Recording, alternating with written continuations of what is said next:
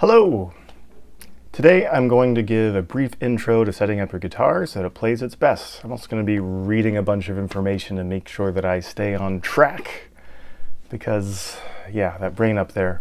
So try not to be too distracted by my odd eye angle here. So anyway, I'm going to talk about general principles. So you'll have to apply this individually to how your guitar adjusts. The order of importance that I would put setup items is: Number 1, truss rod adjustment for neck bow. Number 2, string height at the nut. Number 3, string height at the bridge. And then number 4, intonation. I put them in this order because if your neck isn't relatively straight, everything else will be impossible to measure accurately or to change and correct. Conversely, inaccurate intonation for the most part doesn't affect any other aspect of the setup, so it's last. If you don't feel comfortable correcting neck bow and or nut slots yourself, that's fine. Just adjust the string height and intonation at the bridge and call it good enough until you can take it to a qualified repair person. Any guitar store might have qualified repair people and it might not.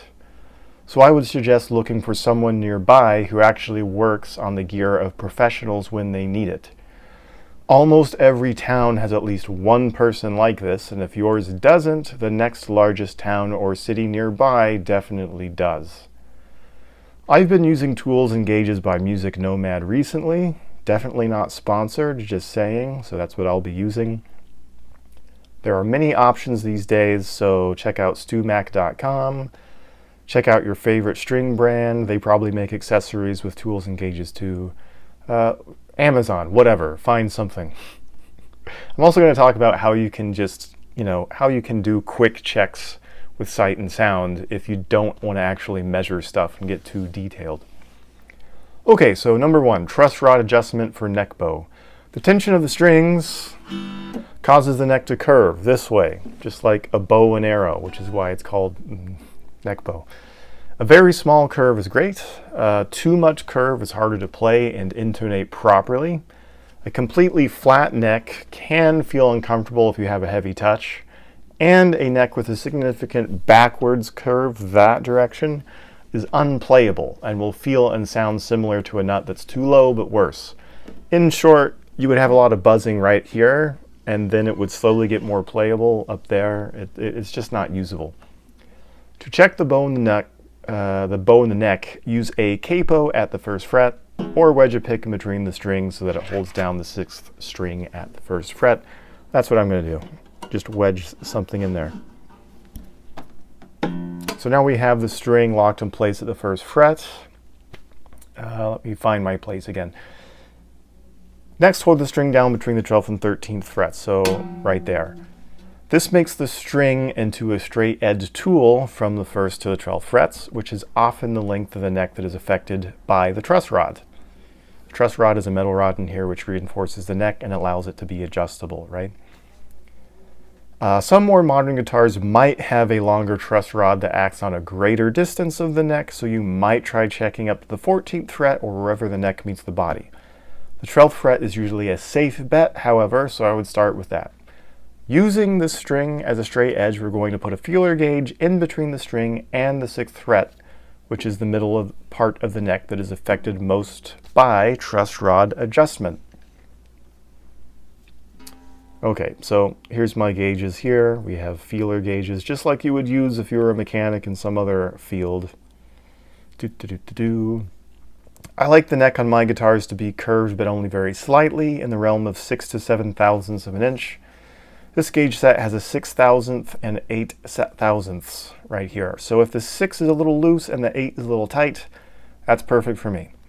If you're not sure about the feel, use your ears. What I mean is, so straight edge, it's locked here. I'm holding it here. Here's the 6th fret, 9, 8, 7, 6. I'm going to put the feeler gauge in between the string and the fret. I can actually feel it in my hand, but I can also hear it, meaning like if I move the feeler gauge back and forth, when I press the string down, I'm going to hear it scraping. So you can use your ears and you can feel. Okay, If you lift the string, then press it again while moving the feeler gauge, you'll be able to hear it scraping on the string. That's what I just said. You can probably feel it too. Cool, cool, cool, cool, cool. So what if you don't want to measure? What if you just want to kind of eyeball it? Do this. If you just want to eyeball it, hold the string down here at the 1st fret, hold the string down at the 12th fret with your pinky, and then tap your thumb in the middle of the string. If you can feel a bounce and you can hear a ping of the string against the fret, it's probably good. If you can see so much gap there that like a wound string would fit, that's too much. If it's just barely a gap that you can feel and hear, but barely see, that's probably perfect. Like a very small, plain, unwound string. Okay, number 2 is going to be nut height. But specifically, that means how high is the gap between the string at the nut and the 1st fret. Okay, with this feeler gauge set, so this is a different one, but again, you could use these are a bunch of different tools you can use. You simply place it between the underside of the string and the 1st fret. If it doesn't touch, it's not the right gauge. If it's too tight, it's not the right gauge. If it gently touches, that's the correct gauge to tell you what height you have currently. And this has a bunch of different sizes based on its recommended range, and then some extras in case it's a little high or a little low, etc. Usually gauges are leaning towards the high side, like a new guitar, because the nut will naturally wear down over time. The vibrating strings act as a saw, and they cut through the nut material. You could lower the slots for easier action with a file, but the compromise is less life of the nut, assuming that it's a nice enough guitar, that the nut will outlive the guitar itself. If the nut is worn, such as on a well-used guitar, it might be difficult to even fit the smallest feeler gauge between the string and the 1st fret. In this case, check this way. Again, if you're just wanting to eyeball it, this is fine too. Hold the string down between the 2nd and 3rd frets. So what I mean is you're holding it at the 3rd fret, but because you're measuring this way, you're actually wanting to press the string down behind the 2nd fret. That's what I mean by between the 2nd and 3rd fret. So you're holding the string down between the 2nd and 3rd frets, then see if there is any gap at all between the string and the 1st fret. You should see it if it's very small. Okay, if you can't see it, you can hold the guitar up to a light source to make sure with a bright light or or just broad daylight. That's going to help.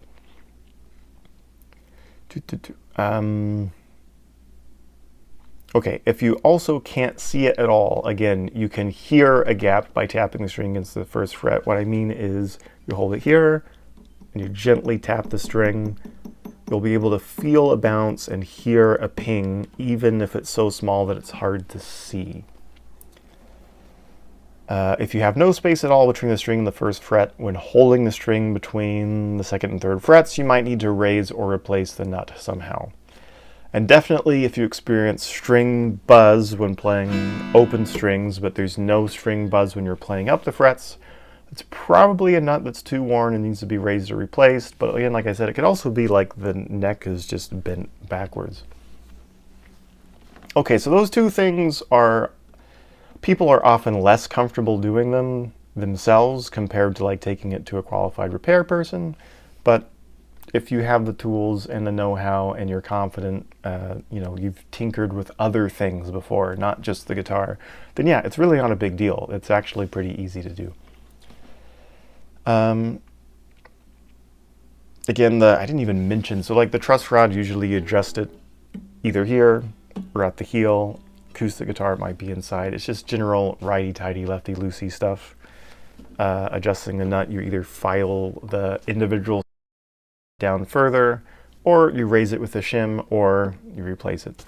Okay, so now let's get to the things that are easy. So easy that almost everybody, no, I don't want to use that audio device, that almost everybody adjusts these at some point or tries to. Number 3 is string height at the bridge, which is what some people call string action. So my favorite string height is about 1.5 millimeters here at the high E and 1.75 millimeters here for the low E at the 12th fret. If you're wanting to use imperial, I think that's around like 4/64 to 5/64, something like that. The cool thing about adjusting the truss rod well is that if the neck is relatively straight but slightly curved, the string height will smoothly increase over the length of the neck. So it'll be lowest at the nut and it should slowly widen towards the bridge. This is perfect because the string tension feels greater closer to the nut because you have less leverage.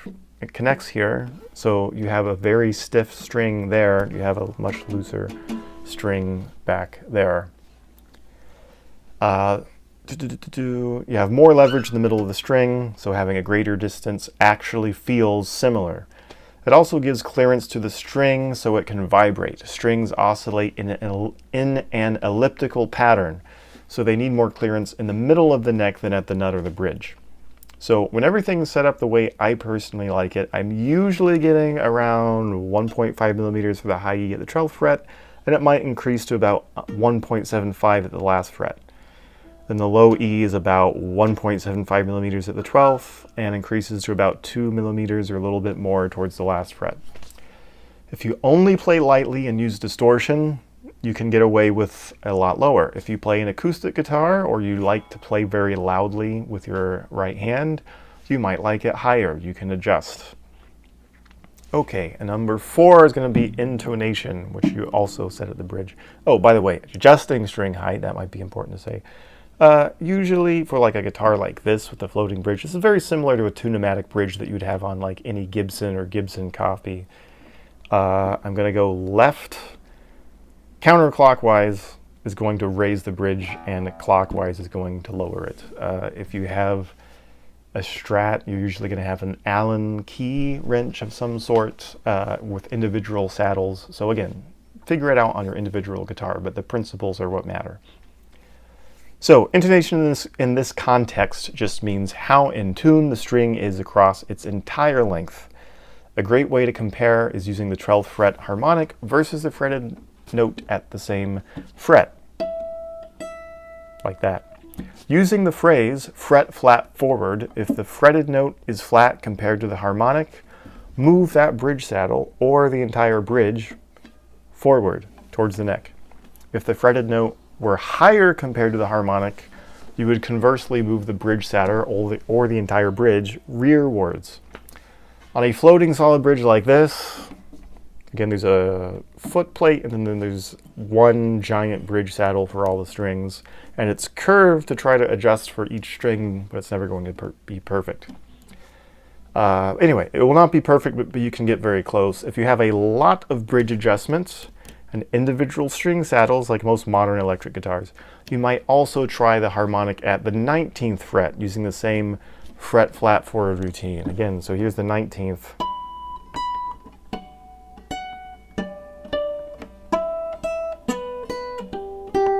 The fretted and harmonic notes are the same in those positions, so you can adjust the intonation of your guitar there. For some guitars, you can get the fretted and harmonic notes at both the 12th and 19th frets matching perfectly. And if this is you, you should feel lucky. For many guitars, you will have to compromise with either the octave below the 12th fret or the octave above the 12th fret being more in tune than the other. This is fine. The guitar is an imperfect instrument. It will never be perfect. Quick note about electric pickups. So if you have an electric guitar, pickup heights, the way that you would want to measure the pickup height is you measure while fretting at the last fret, so you know your absolute minimum distance between the string and the pickup. So I would hold the string down at the 22nd fret for this guitar. I like to start right at about 2 millimeters and then experiment. So meaning both sides, all pull pieces flat. I'll start with 2 millimeters from the string being pressed down at the 22nd fret. I can adjust the pickup closer to the strings for a hotter and more bass-heavy sound.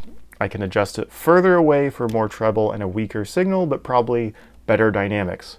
If you think about what happens to your voice when you hold a microphone close to it, it's the same thing. Close up, you get a hot signal, but it's bass-heavy. Typically, you want the bridge pickup, if it were to have one, if it were to have a bridge pickup back here, or even a middle pickup, Typically you want the bridge pickup closer to the strings because they vibrate less at that point, so it would sound quiet in comparison to the neck pickup if set to the same height. Once again, the string is vibrating in an ellipse. So the vibration is widest here and smallest here and smallest here.